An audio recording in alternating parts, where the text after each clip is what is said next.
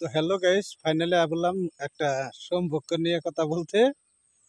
তো এইমাত্র আমি আর আমার এক বন্ধু হাল্লা করে এলাম সম্পর্ক নিয়ে। তো গাইস, তোমরা বলেছেন সবচেয়ে বেশি সম্পর্ক কোন জিনিসের সাথে, কিসের সাথে? আমি বলতেছি, তোমরা শোনো। আমার ব্যক্তিগত হিসাবে তেলের সম্পর্ক যেমন ইঞ্জিনের হাতে, কাঠের সম্পর্ক, তক্তার সম্পর্ক, কাঠের সম্পর্ক যেমন গাদালের হাতে, মানুষের সম্পর্ক হলো বোতলের হাতে। এখন তোমরা বলতে পারো কিসের জন্য তুমি কথা বলো।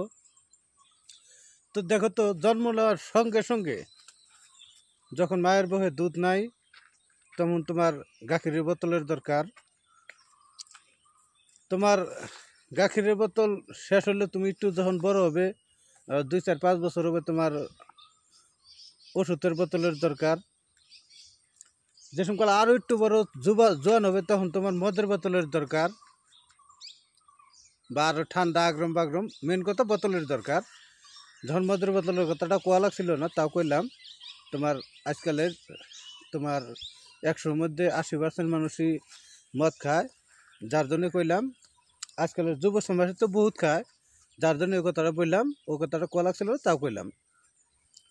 যখন তুমি অল্প বুড়া হবে, তোমার ছেলে সন্তান বড় হবে, তখন একটু বুড়া হবে, তখন তোমার কি হবে? অল্পতে হিনে ব্যথা, হুনে ব্যথা, তোমার ওই ওষুধের বোতলের দরকার। যখন তুমি তার চেয়েও বুড়ো হবে, যখন মরে যাবে, তখন তোমার অলরেডি আতরের বোতলের দরকার।